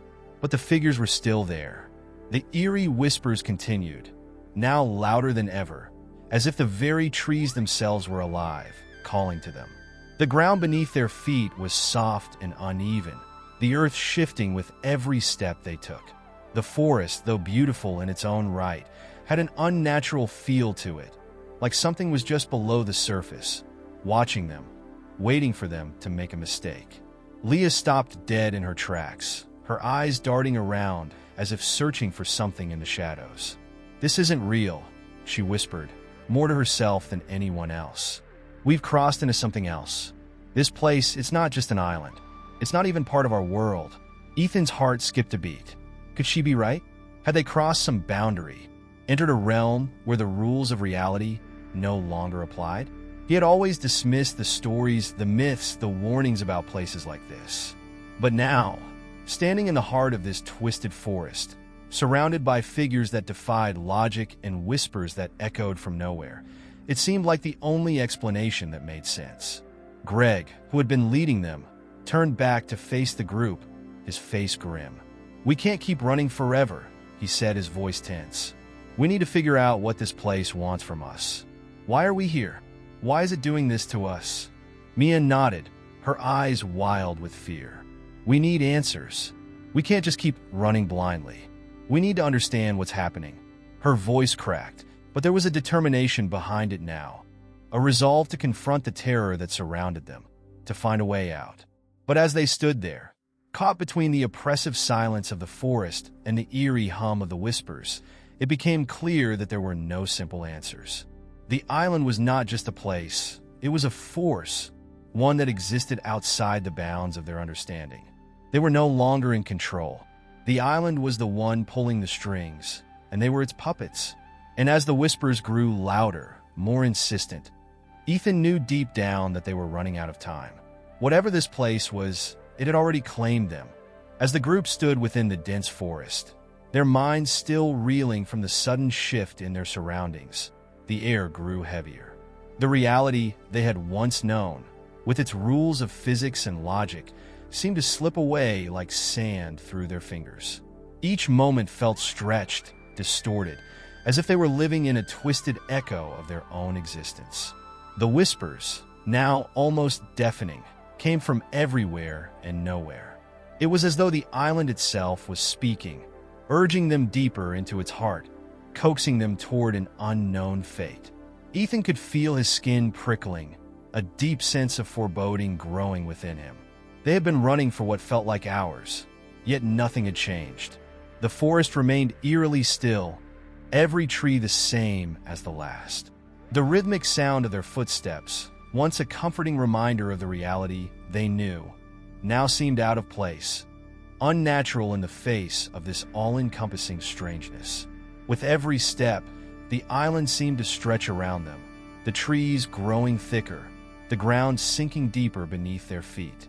Greg, still at the front, paused abruptly, his face etched with confusion. "We've been walking in circles," he muttered, the exhaustion and fear in his voice unmistakable. "This place is playing tricks on us." Leah, who had been silently trailing behind, caught up to Greg. Her eyes scanned the forest, darting between the thick canopy above and the dark shadows below. "I don't know what's worse," she said, her voice shaky. "The fact that we're stuck here, or the fact that we're not alone. There's something watching us." Ethan couldn't shake the feeling that she was right. Every time he looked around, he felt eyes upon him, hidden in the shadows of the trees. Something was in the forest with them, something ancient, something patient. It wasn't just the figures they had seen earlier. It was the island itself. It had taken them, trapped them, and now it was waiting for them to make their next move. Mia, trembling but determined, stepped forward. "We can't keep going like this," she said, her voice barely a whisper. "We need to find some way out. We need to break free of whatever hold this place has on us." Ethan nodded in agreement, his own thoughts racing. But what could they do? The island had already proven that it was not bound by the same rules that governed their world. The very nature of their surroundings seemed fluid, shifting without warning. No matter how far they traveled, no matter how hard they tried to run, they were always pulled back to the same spot, as if they were walking in a loop, a never-ending cycle. And then, as if on cue, the ground beneath them shifted once again.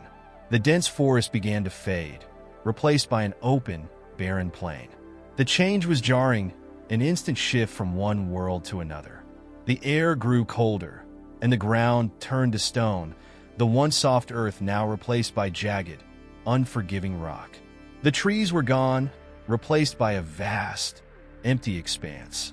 In the distance, Ethan could see a silhouette, a structure, perhaps a building, but it was too far away to make out any details. "We need to check that out," Greg said, pointing toward the structure. "It's the only thing that seems real." Ethan felt a knot tighten in his stomach. The building, if that's what it was, didn't look inviting. It seemed out of place, as if it didn't belong in this strange, shifting world. But it was their only option.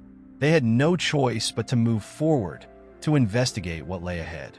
As they made their way toward the structure, Ethan couldn't help but feel a growing sense of dread. Each step they took felt heavier, as though the very land was resisting their movement. It wasn't just the fear of the unknown. It was the realization that they had already crossed a threshold. They were no longer in control of their fate. Whatever this place was, it had been waiting for them, and now it was leading them somewhere. The whispers, which had been so constant before, grew quieter as they neared the building. It was as though the very air was holding its breath, waiting for something to happen. The structure before them was large, ancient, its walls cracked and weathered by time. It resembled a temple, with towering stone pillars rising into the sky, their surfaces covered in strange, indecipherable symbols. The doors were massive, carved from dark wood that had long since rotted, but still held together with an unnerving strength. Mia stepped forward, reaching out to touch the door. But before her hand could make contact, a sudden gust of wind tore through the plane, knocking her off balance. She stumbled back, her eyes wide with alarm.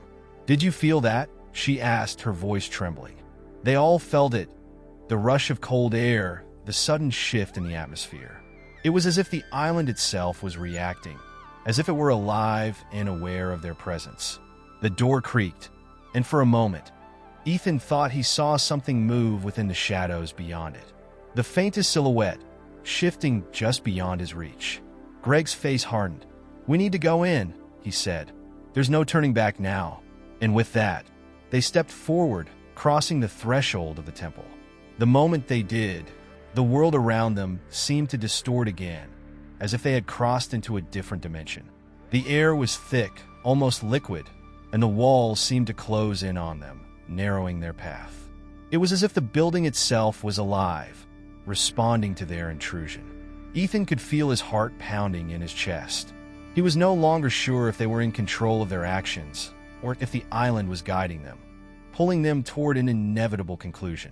The whispers had returned, louder now, filling the space around them. They were no longer just sounds. They were voices, speaking directly to them, beckoning them forward. Inside, the temple was cold and empty. The air was thick with the scent of mildew and decay. But there was something else, something darker, more unsettling. As they moved deeper into the structure, they found themselves standing before an altar. It was ancient, covered in dust, but its presence felt powerful, almost overwhelming. It seemed to pulse with energy, as though it were waiting for them, anticipating their arrival. Ethan's mind raced. What was happening? What did the island want from them? And why had they been chosen to be a part of this nightmare?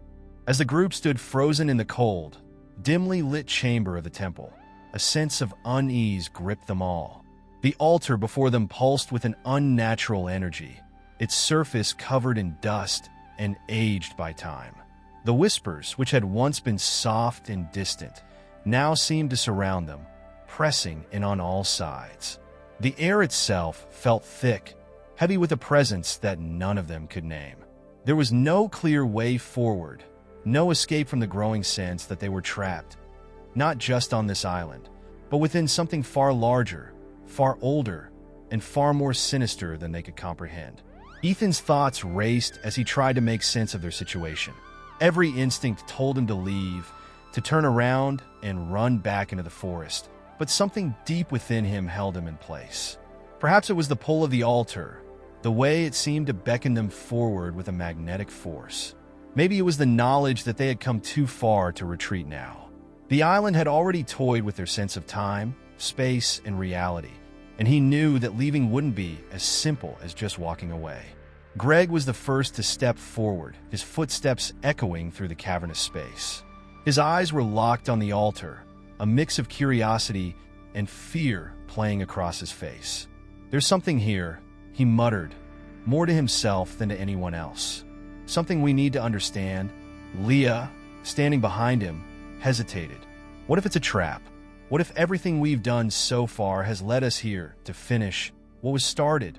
Her voice was low, barely a whisper, but the fear in it was undeniable. Ethan could feel the weight of her words. The idea that they might have been lured into this temple, that the island had somehow manipulated their every move, made his stomach churn. But even as he considered this possibility, he knew that they had no choice but to press on. They had crossed a threshold, and there was no turning back now. Mia stepped forward, her expression determined. "We've come this far. We can't stop now, but we need to be careful." She eyed the altar warily, as if expecting it to spring to life at any moment. The room seemed to respond to her words, as though the temple itself had been waiting for them to make a decision. The air grew colder, and the whispers intensified, swirling around them in a cacophony of voices. They were unintelligible, but there was an unmistakable urgency to them, a sense that something was about to happen, something that would change everything. As Ethan took a cautious step forward, the floor beneath them trembled slightly, the vibrations deep and unsettling. He could feel the stone shifting, groaning as if alive, as if it were reacting to their presence. The altar seemed to glow faintly, the symbols carved into its surface flickering with an otherworldly light. For a moment, everything went still. Then, as if on cue, the altar began to move. The ground beneath them cracked open with a loud, grinding noise, and a dark, shifting mass began to rise from the depths of the stone. The figure that emerged was indistinct at first, like a shadow growing larger, taking shape from the void. It was not human, not even animal, it was something else entirely. Its form was constantly changing, shifting between shapes and sizes, as if it could not decide what it wanted to be. There were glimpses of eyes, of teeth, of limbs that didn't seem to belong to any known creature. It was a being that existed beyond comprehension, beyond anything they had ever encountered.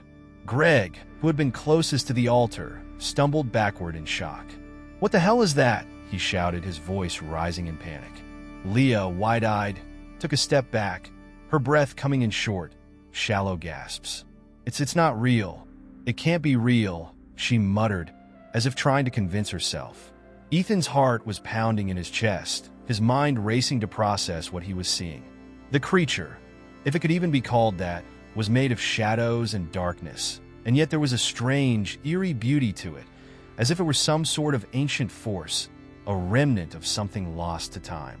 It was almost as if it didn't belong in this world at all. The whispers rose to a deafening crescendo, and the figure began to speak. Its voice was not like any they had ever heard. It was a sound that seemed to come from everywhere at once, from the depths of the earth, from the very air around them. It was a language they couldn't understand, but its meaning was clear. The island had been waiting for them, and they had come to the heart of its power. As the being spoke, the walls of the temple seemed to close in around them, the air thick with an oppressive force.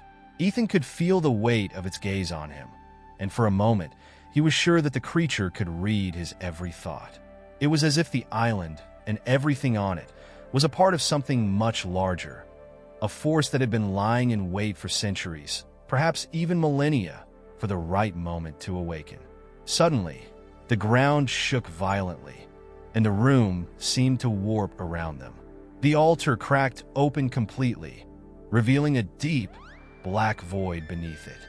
The darkness seemed to suck in everything, pulling them toward it with an irresistible force. Ethan stumbled backward, but the pull was too strong. His feet slipped on the stone floor, and he found himself tumbling toward the abyss. "Ethan!" Mia screamed, reaching out for him, but it was too late. In the blink of an eye, he was falling into the blackness that consumed everything around him.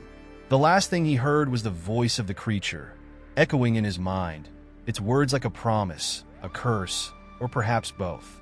And then, everything went dark. The world spun, and Ethan had no idea which way was up or down. His body felt weightless, suspended in some void between worlds. The whispers were gone, replaced by an overwhelming silence. It was as if he had been thrown into the heart of the island itself, into the very place where its power was born. And then, just as suddenly as it had started, the fall stopped. Ethan landed with a jolt, the impact knocking the breath out of him.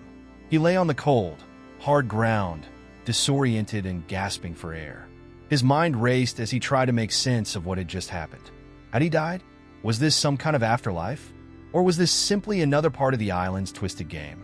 As his senses slowly returned, he realized he was no longer in the temple. The air was still cold, but it had a different texture, a different weight. He was surrounded by darkness, but this time, it was not the same as the shadowy presence he had encountered before. This was something else, something even more ancient, something that was beyond the reach of human understanding. And then, through the darkness, he saw a faint light, a distant glow, barely visible, but unmistakable. It beckoned him forward, as if calling him deeper into the heart of the island. Ethan had no choice but to follow. The light ahead beckoned Ethan forward, pulling him through the shadowy abyss like a beacon in the darkest night. His steps felt hesitant, but the eerie glow filled him with a strange sense of purpose, as though the island itself was guiding him. The silence was oppressive, but there was a faint hum in the air, a low-frequency vibration that seemed to pulse with an energy beyond human comprehension. It was as if the very ground beneath him was alive, breathing in sync with his every movement. As he moved closer to the light, the space around him began to take shape. The darkness that had swallowed him whole started to recede, revealing a vast cavern, its walls glittering with strange mineral deposits. The air felt thick, almost alive, with the scent of damp earth and something ancient. The cavern was immense, stretching far beyond what he could see, but the light ahead illuminated the path in front of him, making it seem like a distant destination he had no choice but to reach. Ethan's mind was a whirlwind of thoughts as he trudged forward. What had happened to the others? Was this the same island they had first arrived on, or was it something altogether different? Something older, perhaps even supernatural? The fall had disoriented him, but now, more than ever, he felt the oppressive weight of the island's presence surrounding him. He had no way of knowing if the others were still alive or if they, too, had been pulled into this dark realm. But he couldn't afford to dwell on that now. There was a pressing need to understand, to uncover the truth of what was happening. As Ethan reached the center of the cavern, he saw it, the source of the light. It was not a simple lantern or torch, but a massive, glowing orb suspended in midair. Its light was intense, yet it didn't hurt to look at. The orb pulsed rhythmically, as if it had a heartbeat of its own. Ethan's heart raced in sync with its rhythm, his body seemingly responding to the mysterious force in the air. The orb was both beautiful and terrifying, an object of unimaginable power that seemed to defy the laws of nature. He stepped closer, drawn to the orb despite the growing sense of dread within him. The closer he got, the stronger the hum in the air became. It vibrated in his chest, in his bones. The very essence of the island seemed to pulse through the orb, as if it was the heart of the island itself. The questions that had plagued Ethan since his arrival on the island, the whispers, the shadows, the strange events, began to make sense in the presence of the orb. The island wasn't just a place. It was a living, breathing entity, and this orb was its core. Suddenly, the orb flashed brighter, blinding Ethan for a moment. When his vision cleared, he saw something he hadn't noticed before. The walls of the cavern, once smooth and featureless, now appeared to be covered in intricate symbols and carvings, symbols that seemed to shift and move as if they were alive. The air itself was thick with energy, and as Ethan studied the symbols, he felt a sense of recognition. They were ancient, older than any language he had ever known, but somehow, deep within him, he understood their meaning. The symbols spoke of a ritual of the binding. The island had been created, or rather, summoned, by an ancient force. It had been bound to the earth through this orb, its power feeding off the island's very existence. The island wasn't just a paradise, as it had seemed at first. It was a prison, and the orb was its anchor. The island had been waiting for something, or someone, to unlock the ancient power that kept it bound. Ethan had unwittingly played his part in that. He and his friends had been drawn to the island because they were the key. The island had chosen them. A cold wave of realization washed over Ethan. The island had not been a random destination. The island had been waiting for them. The whispered voices, the strange events, the hallucinations, they were all part of a greater plan, a plan that was now coming to fruition. The island was alive, and it was hungry for the power that had been denied to it for so long, hungry for a new host. Ethan stumbled back, his mind struggling to keep up with the revelation. The orb seemed to pulse in response, as though it was aware of his fear. The cavern began to shift around him, the walls moving, closing in. The air grew thick with a sense of foreboding, and for the first time since he had arrived on the island, Ethan felt truly powerless. The island was no longer something to be explored, it was something to be escaped. But there was no escape now. The island had claimed him, just as it had claimed the others before him. The orb's power was too great, its influence too pervasive. Ethan's heart raced as the realization sank in. There was no way out.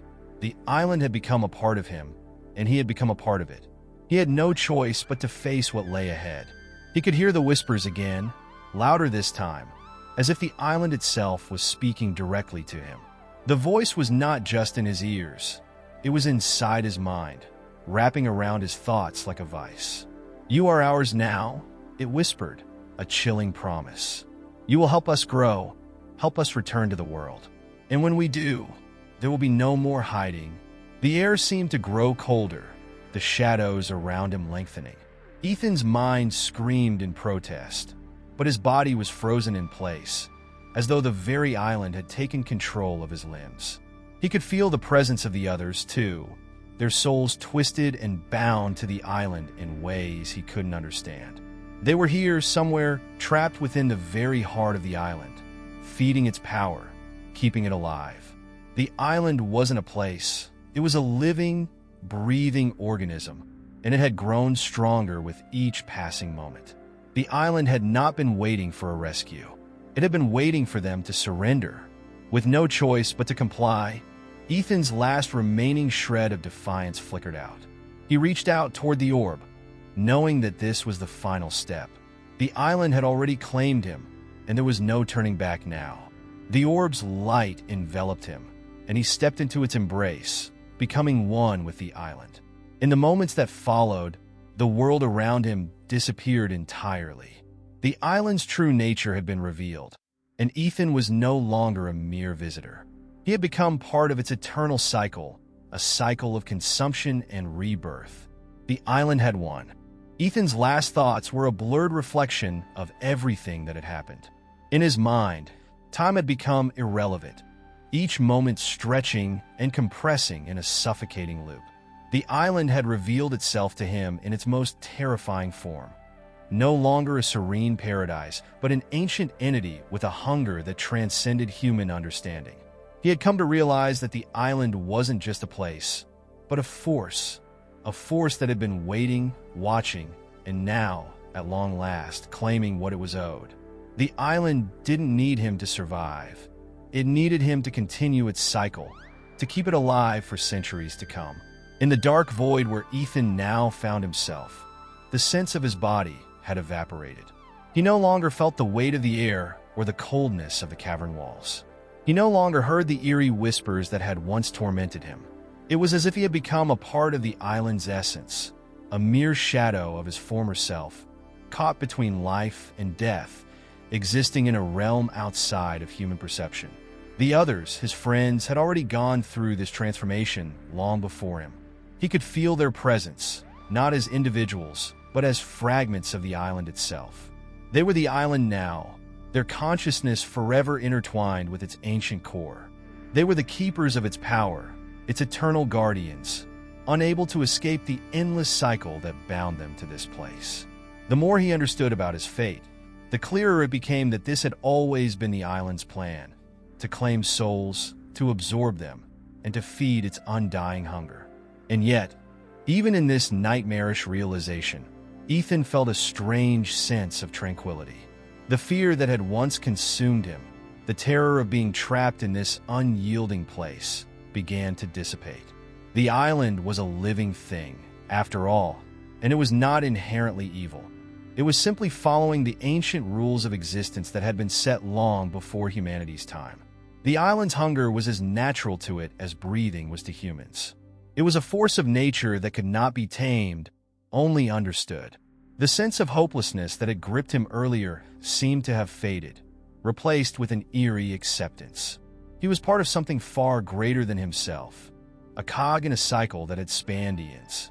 But then something changed. There was a shift, a ripple in the space around him, something that tugged at his very essence. He felt his consciousness stretch beyond the island, beyond the cavern, into something other. He could hear voices again, but these voices were different. They were not the island's whispers. They were voices of people who had once been like him. People who had arrived on the island long ago, lost and desperate, seeking answers or escape. Their words were fragmented, scattered like the broken pieces of a shattered mirror. But the message they conveyed was clear. "You are not alone," one of the voices said. "You have not been forgotten." Another voice, softer but filled with sorrow, whispered, "Break the cycle. End it before it claims another." For the first time, Ethan felt a spark of resistance. The idea of breaking free, of defying the island's hold, seemed impossible. Yet there it was, a faint glimmer of hope. The island had fed on the souls of those who arrived, but it had never truly consumed them. There was a power in resistance and choice. If he could fight, even just for a moment, there might be a chance to destroy the cycle, to sever the connection between the island and its prisoners. But how? The questions swirled in his mind, but he had no answers. All he knew was that the island's grip on him was weakening, and with that came a flicker of clarity. Suddenly, his consciousness surged back to the cavern. The orb, the pulsating heart of the island, loomed before him. He could feel its power, its immense, all-consuming hunger, but it no longer seemed invincible. The orb had been the key, the anchor that bound the island to this realm, but it was not indestructible. Ethan's heart raced as he realized that he, too, had become a key. His bond to the island could be undone. If he could sever the ties that bound him, the others, and the island to its endless cycle. Ethan focused, reaching deep within himself for that spark of resistance he had felt before. It was faint, fragile, but it was there. He could feel the warmth of the voices, the remnants of the souls who had once tried to break free. He reached out toward the orb, not with fear, but with a determination that he had never felt before. This was his moment. This was his chance to stop the cycle, to end the nightmare once and for all. With a final, desperate effort, Ethan extended his hand toward the orb. The light flared bright, blinding, and for a brief moment, he felt his body resist the pull of the island. It was as if the island itself recoiled, not in pain but in shock. The orb trembled, its rhythm faltering. The hum in the air began to dissipate, the walls of the cavern shuddering, as though the very foundation of the island was being undone. And then, with an explosive crack that shook the very earth beneath him, the orb shattered. For a split second, everything was still. The island held its breath, and then the world crumbled. The cavern collapsed in on itself, the walls splintering and falling away. Ethan could feel his body pulled away from the island's grip, the overwhelming presence of the force that had consumed him fading into the distance. He was no longer part of the island, no longer a prisoner of its endless cycle. The voices of the others echoed in his mind one last time, grateful, sorrowful, and free. They had been freed. The island was no more. Ethan woke up on the shore, the sun warming his face. His friends lay scattered around him, unconscious but alive. They had been freed, just as he had. The island was gone. Nothing but a memory, a haunting dream that they would carry for the rest of their lives. And though the island's grip had been severed, Ethan knew that the true cost of their escape was something far greater than he could fully understand. The island's final offering was freedom, but at the price of their souls, their peace. The island was gone, but its legacy would never fade. They had survived, but for how long?